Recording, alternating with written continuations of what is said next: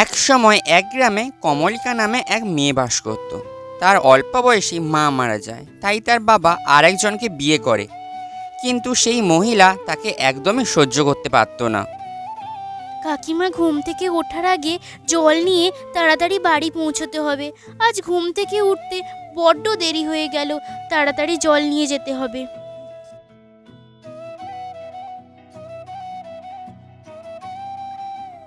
কিরে কমলা, আজ তোর এত দেরি হলো? রোজ তো তুই আমার আগে চলে আসিস। ওসব কথা পরে বলবো, আগে তুমি তাড়াতাড়ি করো তো। তোমার কলসি থেকে আমি জল ভরে নিচ্ছি। বাবা, তুই তোর কাকিমাকে এত ভয় পাস কেন? কে জানে, আমি যদি হতাম ধরে পেটাতাম। আচ্ছা, তুই এখন বাড়ি যা। যার হয় সেই বোঝে। কাকিমা যদি তাড়াতাড়ি উঠে পড়ে তাহলে আমার জন্য একদম ভালো হবে না। এইভাবে ও ভয়ে ভয়ে জল নিয়ে বাড়ি পৌঁছায়। কিরে, কোথায় ছিলিস তুই? আমি 1 ঘন্টা ধরে দাঁড়িয়ে রয়েছি। হ্যাঁ কাকিমা, আজ ঘুম থেকে উঠতে একটু দেরি হয়ে গেছে। তুমি 10 মিনিট দাঁড়াও, আমি এক্ষুনি দুধ নিয়ে এসে চা তৈরি করে দিচ্ছি।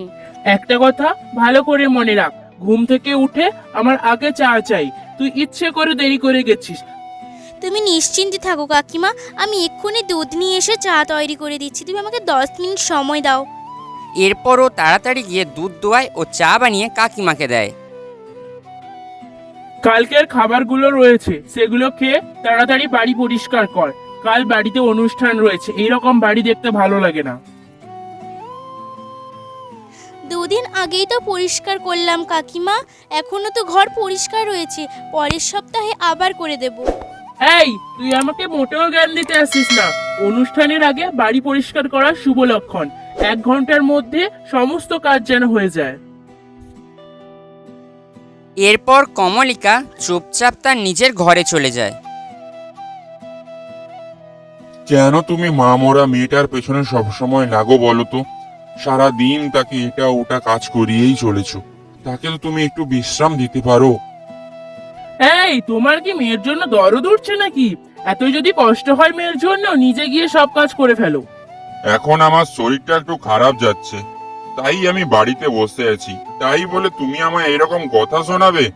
আমি তোমায় কোনো কাজের কথা বলছি না। হ্যাঁ, তুমি তো একমাত্র তোমার বউকে খাওয়াবার পড়াও। তুমি একটু মন দিয়ে বোঝার চেষ্টা করো। আমাদের যা সম্পত্তি আছে তাতে আমাদের না খাটলেও অনেকদিন চলে যাবে। আমাদের তো একটাই মেয়ে, তাকেও তুমি সব সময় কাজ করাও আর খোঁটা দাও। তার মানে আমার সন্তান হয়নি বলে তুমি আমাকে খোঁটা দিচ্ছ? ঠিক আছে, তুমি যা পারো তাই করো। যে মানুষ বুঝদার হয় তাকে বুঝিয়ে লাভ আছে, তোমার মতন মানুষকে বুঝিয়ে কোনো লাভ নেই। ঠিক আছে, আমার কিছু কাজ আছে, আমি চলি। এইভাবে মিনু সব সময় তার বরকে কথা শোনাতো। কমলিকা কাজ শেষ করে বাইরে আসে। কিরে, কোথায় যাচ্ছিস তুই? কাল বাড়িতে অনুষ্ঠান রয়েছে, চাল ভিজিয়ে রেখেছি, যা ওগুলো বেটে দে তাড়াতাড়ি। একটু পরে করে দিচ্ছি কাকিমা। আজ আমার বন্ধু স্বতন্ত্রের বাড়িতে ছেলে দেখতে এসছে, একটু আমি ওদের বাড়িতে যাব, এসেই করে দিচ্ছি। তুই ওখানে গিয়ে কি করবি? ওকে ছেলের বাড়ি থেকে দেখতে আসছে, তোর ওখানে গিয়ে কি কাজ? চাল নষ্ট হয়ে যাবে, তাড়াতাড়ি বাট। কেন ভগবান আমায় এত কষ্ট দাও? আমি যতই কাজ করি না কেন, আমি আমার কাকিমার মন পাই না। কবে যে আমার এই দুঃখ ঘুচবে? এইভাবে কিছুদিন পর তোমার মেয়ের জন্য একটা ভালো সম্বন্ধ এসছে। ছেলের বাড়ির লোক খুবই বড় লোক। ওরা তোমার মেয়ের বিনিময়ে 50,000 টাকা দেবে বলেছে। ছেলেটা কে বলো তো, এতগুলো টাকা দেবে বলছে? আমাদের গ্রামে তো এত বড় লোক কেউ নেই। আমাদের গ্রামে শঙ্কর বাবু রয়েছে না, ওনার একমাত্র ছেলে টিঙ্কু। আমি ওই ছেলেটাকে তো চিনি। ওরা বড় লোক হয়েছে তো কি হয়েছে? ওই ছেলেটার তো একটা অসুখ আছে, আমি কখনোই ওর সঙ্গে মেয়ের বিয়ে দেব না। হ্যাঁ, তুমি সব জেনে বসে আছো। ওকে এখন শহরে সব থেকে বড় ডাক্তারকে দেখাচ্ছে, ও তাড়াতাড়ি সুস্থ হয়ে যাবে। তুমি যাই বলার বলো, ওই ছেলেটা তো সব সময় অসুখ লেগেই আছে। আর সম্পত্তি থেকে কি বা লাভ? আমি ওদের কথা দিয়ে দিয়েছি, আর সম্বন্ধও ঠিক করে ফেলেছি। এই ব্যাপারে কমলিকাকে তার বাবা সব জানায়। কমলিকা খুব কষ্ট পায়। আমি যতই কাজ করি, যতই কাকিমার সেবা করি না কেন, কাকিমার মন পাই না। এখন তো অসুস্থ ছেলের সঙ্গে বিয়ে দিয়ে আমাকে বাড়ি থেকে তাড়াতেও চায়। আমি যে এখন কি করি, এই সব দেখার থেকে আত্মহত্যা করা সবার থেকে ভালো। কে জানে এই সব থেকে আমি কবে মুক্তি পাবো। তারপর কমলিকা আত্মহত্যা করার জন্য গ্রাম থেকে বাইরে বেরিয়ে যায় এবং সে হাঁটতে হাঁটতে একটা ঘন জঙ্গলে গিয়ে পৌঁছায়। হ্যাঁ, এটাই ঠিক জায়গা। এখানে সাপের ঘর রয়েছে, এর ভেতরে আমি হাত ঢোকাবো আর সাপ আমাকে ছোবল মারবে আর আমিও মারা যাব। তারপর কমলিকা তার মধ্যে হাতটা রাখে। দয়া করে আমাকে এখান থেকে বাঁচাও, আমি তোমার সমস্ত কষ্ট দূর করে দেব। কে কে আপনি? কোথা থেকে এই আওয়াজ এলো? কোথা থেকে আপনি কথা বলছেন? তুমি যে গর্তে হাত দিয়েছো সেই গর্তের মধ্যে একটা কাঁচের বোতল আছে, সেটাকে বাইরে বার করো, আমি তার ভেতরে আছি। তার মানে আপনি কি কিভাবে ওই বোতলের ভেতরে ঢুকলেন? আপনি কোনো ভূত নন তো? আমি ভূত, কিন্তু আমায় ভয় পেও না, আমি তোমার কোনো ক্ষতি করবো না। আগে আমাকে এই বোতল থেকে বের তো করো। আমি তো এখানে মরতেই এসেছি, আমার কোনো কিছুতে ভয় নেই। তুমি এই কাঁচের বোতলটি খুলে আমাকে মুক্তি দাও, আমি তোমায় অনেক সাহায্য করব। তোমার দুঃখ কষ্ট আমি সব দূর করে দেব। আমার উপর একটু ভরসা করো, তারপরে তোমাকে আর কখনোই আত্মহত্যার পথ বাঁচতে হবে না।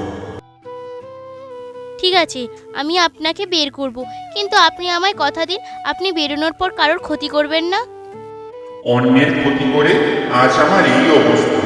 তুমি আমার উপর ভরসা রাখতে পারো, আমি তোমার কোনো ক্ষতি করব না। আমি শুধু একটু মুক্তি পেতে চাই, আমায় মুক্তি দাও। কমলা বোতলটা খুলে দেয় আর বোতলের ভেতর থেকে ভূত বাইরে বেরিয়ে আসে। তুমি আমাকে সারা জীবনের মতন মুক্ত করলে, তোমাকে অসংখ্য ধন্যবাদ। আমি তোমার এই উপকার কখনো ভুলবো না। আমাকে একটা জাদুকর সারা জীবনের মতন আটকে রেখেছিল, তোমার দয়ায় আজ আমি বাইরে আসতে পেরেছি। আজ থেকে তোমায় আমি কোনো কষ্ট পেতে দেব না। যখন আমায় দরকার তুমি শুধু বেতাল বাইরে এসো বলে ডাকবে, আমি তৎক্ষণাৎ চলে আসব। তুমি আমাকে যা বলবে আমি তাই করব। এগুলো কি?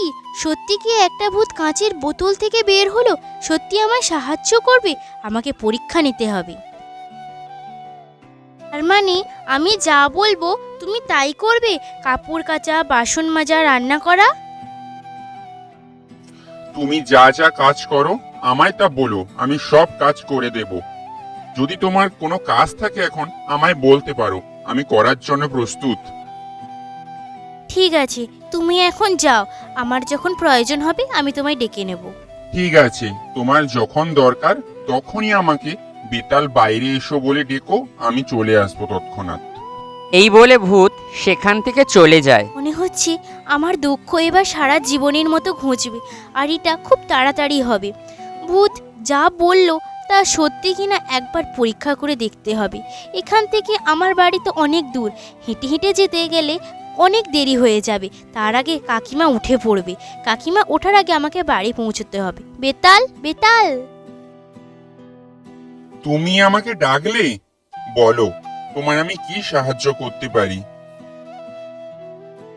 আমি বাড়ি যেতে চাই, আমি যদি হেঁটে হেঁটে যাই অনেক দেরি হয়ে যাবে। তুমি আমায় তাড়াতাড়ি বাড়ি পৌঁছে দেবে? কাকিমা ওঠার আগে আমাকে বাড়ি পৌঁছতে হবে। আমি এক চুটকিতেই তোমাকে বাড়িতে দিয়ে আসবো। ভূত এক নিমেষের মধ্যে তাকে বাড়ি পৌঁছে দেয়। বাহ, এ তো অবাক কাণ্ড! আমি এত তাড়াতাড়ি বাড়ি পৌঁছে গেলাম। আচ্ছা, তুমি আমায় সবসময় সাহায্য করবে? যখনই তুমি আমায় ডাকবে আমি তক্ষুনি চলে আসবো, এসে তোমার সব কাজ করে দেব। তোমাকে অসংখ্য ধন্যবাদ। এরপর তোমায় কি করতে হবে আমি বলে দেব। জানো, আমার কাকিমা আমার জন্য সম্বন্ধ দেখেছে, কিন্তু আমার ওই সম্বন্ধ পছন্দ নয়। আমার কাকিমা ছেলের বাড়ির সঙ্গে সমস্ত কথা ঠিক করে ফেলেছে, তোমায় ওদের বারণ করতে হবে। ঠিক আছে, কাল সকালেই ছেলের বাড়ির লোকেরা এসে তোমার এই সম্বন্ধ ভেঙে দিয়ে যাবে। এরপর কমলা শুতে চলে যায়। তারপরের দিন সকালবেলা উঠে কুয়ো থেকে জল নিয়ে এসে দেখে একটা লোক তাদের বাড়ির সামনে অপেক্ষা করছে। তুমি ভালো আছো তো মা? মিনু বৌদি কোথায়? আপনি দাঁড়ান, আমি এক্ষুনি বলছি।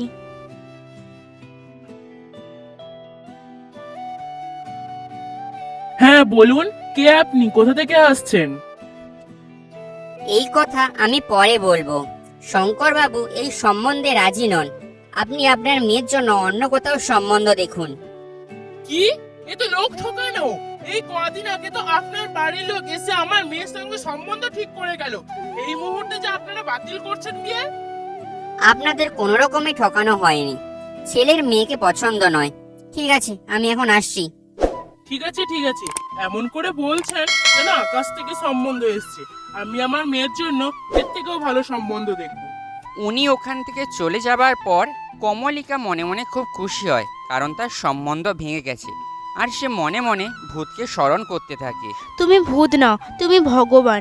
অসুস্থ ছেলেকে বিয়ে করার হাত থেকে তুমি আমায় বাঁচিয়েছো। কি করে যে তোমাকে ধন্যবাদ জানাবো। কি হয়েছে? এখানে দাঁড়িয়ে আছিস কেন? ঘরে অনেক কাজ রয়েছে, কাপড়গুলো তাড়াতাড়ি কেচে নিয়ে আয়। ঠিক আছে কাকিমা, আমি এক্ষুনি যাচ্ছি, সমস্ত কাপড় কেচে আনছি। বাবা, এত কাপড়!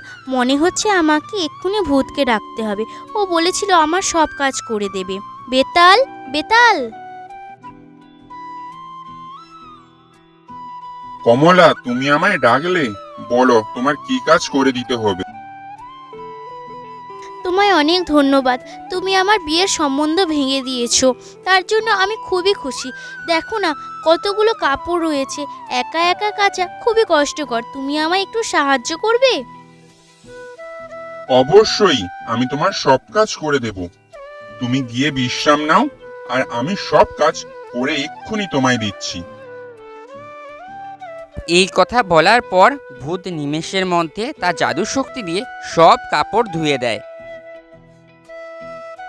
আমি তো দেখে অবাক হয়ে যাচ্ছি, তুমি নিমেষের মধ্যে সমস্ত কাপড় ধুয়ে ফেললে। তুমি তো খুব শক্তিশালী। তুমি যে সাহায্য আমায় করেছো তার কাছে এটা তো কিছুই না। যদি কোনো আর কাজ না থাকে, আমি যেতে পারি? এখন আর কোনো কাজ বাকি নেই, তুমি যেতে পারো। ভূত চলে যাবার পর কমলিকার বাড়ি ফেরার পথে তার বন্ধুর সঙ্গে রাস্তায় দেখা হয়। কি রে, এরই মধ্যে তোর কাপড় কাচা হয়ে গেল? এক্ষুনি তো নিয়ে গেলি। তুই ধুয়েছিস না ধুসনি? না না, আমি সমস্ত কাপড় কেচে ফেলেছি। এসব কথা বাদ দে। তোর বিয়ের ব্যাপারে ঠাকুরমশাই কি বললেন? এখনো দিন দেখেনি, এই কয়েকদিনের ভেতরে শুভ দিন দেখে বলে দেবেন। ঠিক আছে, আমি এখন বাড়ি যাচ্ছি, পরে কথা হবে। এরপর শান্তা ওখান থেকে বাড়ি ফিরে আসে। কি রে, তুই এত তাড়াতাড়ি চলে এলি যে? বড়, কাপড়গুলো ধুয়েছিস না ধুসনি? সব কাপড় কাচা হয়ে গেছে, ভালো করে ধুয়েও এনেছি। তোর এত তাড়াতাড়ি কাপড়গুলো কাঁচা হয়ে গেল? তুই কুয়ো থেকে ধুয়ে আনিসনি তো? যা, পুকুর থেকে ভালো করে ধুয়ে আন। কি বলছো কাকিমা? আমি তো রোজ কুয়োতে ধুতে যাই, আজ পুকুরে ধুতে বলছো? আজ তুই পুকুর থেকেই ধুয়ে আনবি। কুয়োর জল খুবই নোনতা, তাই কাপড়গুলো নষ্ট হয়ে যাচ্ছে। তাড়াতাড়ি যা। ঠিক আছে কাকিমা, তুমি যেরকম বলবে সেই রকমই হবে। একটা কাজও তোর দ্বারা ঠিক করে হয় না। তাড়াতাড়ি যা, পুকুর থেকে এগুলো ভালো করে ধুয়ে আনবি। আর তাড়াতাড়ি আসবি, রান্না করতে হবে। আজ বাড়িতে লোক আসবে। ভাত, কারি, পায়েস, চাটনি আর পাঁপড় করে রাখিস। আজ আবার এতগুলো কাজ দিয়ে দিল। রোজ একটা কাজের পর দুটো কাজ, দুটো কাজের পর তিনটে কাজ। যতই কাজ করি না কেন, ওনার শান্তি হয় না।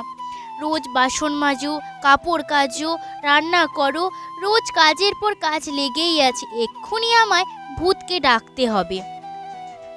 বেতাল, বেতাল! বলো কমলা, আমায় আবার ডাকলে? তোমার কি সাহায্যের দরকার?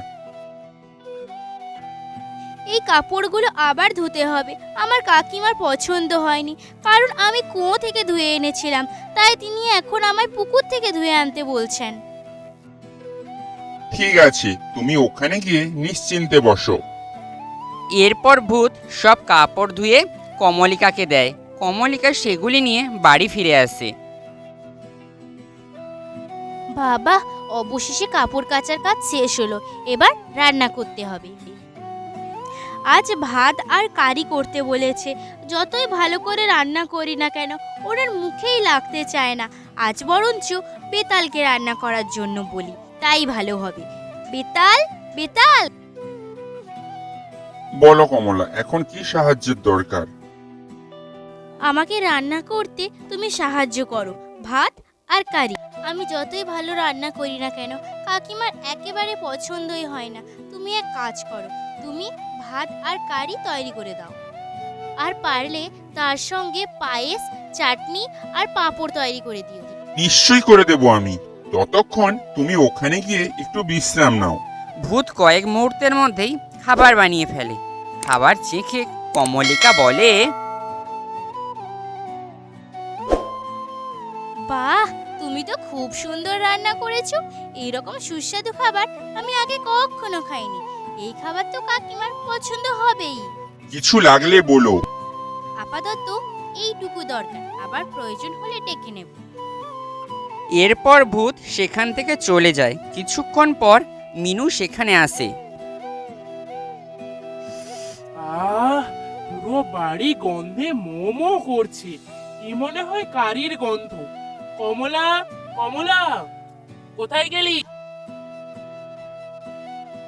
কি হয়েছে কাকিমা, কি চাই তোমার? আমার খুব খিদে পেয়েছে, তাড়াতাড়ি তুই খাবার বান। যা যা বলেছিলাম তাই করেছিস তো? হ্যাঁ হ্যাঁ কাকিমা, সব বানিয়েছি, তুমি বসো, আমি নিয়ে আসছি। এরপর কমলিকা মিনুর জন্য খাবার নিয়ে আসে। বাহ, খুব সুন্দর খাবার তো। এইরকম খাবার আমি আগে কোনোদিন খাইনি। কিন্তু এই কথাটা যদি আমি কমলাকে বলি, তাহলে এক্ষুনি অহংকার করবে। এইসব কি বানিয়েছিস তুই? এখনো পর্যন্ত রান্না করতে শিখলি না?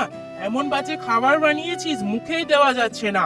ঠিক আছে, আমি আজ খেয়ে নিচ্ছি, পরের বার থেকে যেন ভালো করে রান্না করিস। একটু বুদ্ধি হলো না মেয়েটার। যতই ভালো খাবার বানানো হোক না কেন, মিনু সবসময় নিন্দে করে। আজ এত ভালো রান্না করলো বেতাল, তাও কাকিমার পছন্দ হলো না। ওনার কিছুই পছন্দ হয় না। ওই দিন সন্ধেবেলা মিনু কমলিকাকে ডেকে বলে, দেখ কমলা, ওইখানে অনেকগুলো চালের বস্তা রয়েছে, ওগুলোকে গুঁড়ো করতে হবে। কাল সকালে সেটজি এসে ওগুলোকে নিয়ে যাবে। আজ রাতের ভেতরে সবগুলো গুঁড়ো করে ফেলবি। আর একটা কথা, ভুল করিস না যেন, সেটজি খুবই রাগী। আমাদের চাল গুঁড়ো করে বিক্রি করার কি দরকার? কেন ওকে খাটাচ্ছ এত? কি হয়েছে তাতে? সবসময় মেয়ে হয়ে কথা বলো। টাকা যদি একটু বেশি আসে, তোমার সমস্যাটা কোথায়? যা তাড়াতাড়ি যা, কাজগুলো কর। এরপর কমলিকা চালের গুঁড়ো তৈরি করতে থাকে। এতক্ষণ হয়ে গেল চাল গুঁড়ো করছি, তাও অর্ধেক হলো না। আমারও ঘুম পাচ্ছে, সবাই শুতে চলে গেছে। আমি কি করব? এই মুহূর্তে বরঞ্চ বেতালকে ডাকি। বেতাল, বেতাল। কি হয়েছে কমলা? তোমার কোনো সাহায্যের দরকার নাকি? দেখো না, এখানে কত চাল রয়েছে। তুমি আমায় এগুলো একটু গুঁড়ো করতে সাহায্য করবে? সকালের আগে শেষ করতে হবে। তুমি একটু বিশ্রাম নাও, আমি একা একাই সব কাজ করে দেব। কিছুক্ষণের মধ্যে ভূত সমস্ত চাল গুঁড়ো করে ফেলে।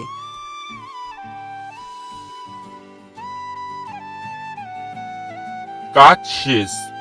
তুমি কি এইরকম রোজই কাজ করো? তোমাকে দেখে আমার খুব কষ্ট হয়। তুমি যদি চাও তো আমি এর থেকে বাঁচার উপায় বলতে পারি। কি সেই উপায়? তেমন কিছুই না, তোমার কাকিমাকে শুধু একটু শিক্ষা দিতে হবে। আর মানে তুমি আমার কাকিমাকে ভয় দেখাতে চাও? না না, এইরকম করো না। উনি যদি আমার মেয়ের মতো ভালোবাসেন, তাতেই আমার যথেষ্ট। আমার আর কিছু চাই না। ঠিক আছে, তুমি এখন ঘুমিয়ে পড়ো। কাল থেকে সব ঠিক হয়ে যাবে। আমি তোমার কাকিমাকে সম্পূর্ণ বদলে দেব।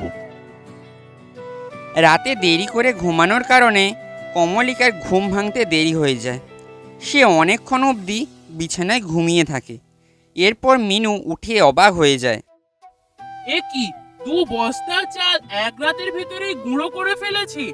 খুব হাঁপিয়ে গেছে মনে হয়, তাই ঘুমোচ্ছি। কিন্তু আমি যদি ওকে এইভাবে ঘুমোতে দিই, তাহলে ও তো আমার মাথার ওপর চড়ে নাচবে। কমলা, এই কমলা, তাড়াতাড়ি ওঠ, অনেক বেলা হয়েছে, এখনো পর্যন্ত ঘুমোচ্ছিস? কমলিকাকে ঘুম থেকে তুলে দিয়ে মিনু জল আনতে যায়। রাস্তায় এ কি কাকিমা, আজ তুমি জল আনতে এলে বড়? কমলা বাড়িতে নেই? আমি জল আনতে কেন এলাম? এই ভাবতে ভাবতে মিনু বাড়িতে আসে।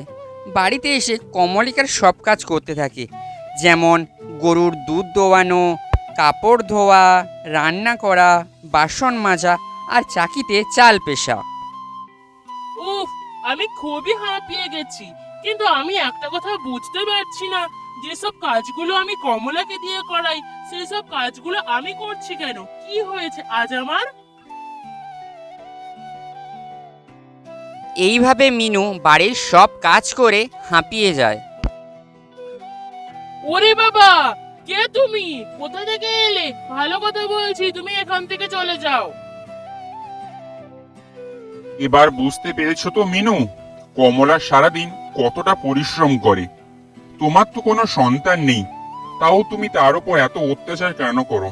এখনো তোমার সময় আছে, তুমি পাল্টে যাও, নিজের মেয়ের মতন ওকে ভালোবাসো, ওকে এত কাজ করিও না। এতগুলো কাজ আমি সারাদিন একা একা করতে পারবো না। আচ্ছা, এবার থেকে আমি আমার নিজের মেয়ের মতোই দেখবো, আর রোজ ওর কাজে আমি সাহায্য করব। আজ থেকে আমি ওকে আর বিরক্ত করব না। এই বলার পর ভূত মিনুর কাছ থেকে চলে যায়। মিনু আর সেই দিনের পর থেকে কমলিকার পিছনে লাগতো না। একটা ভালো ছেলে দেখে কমলিকার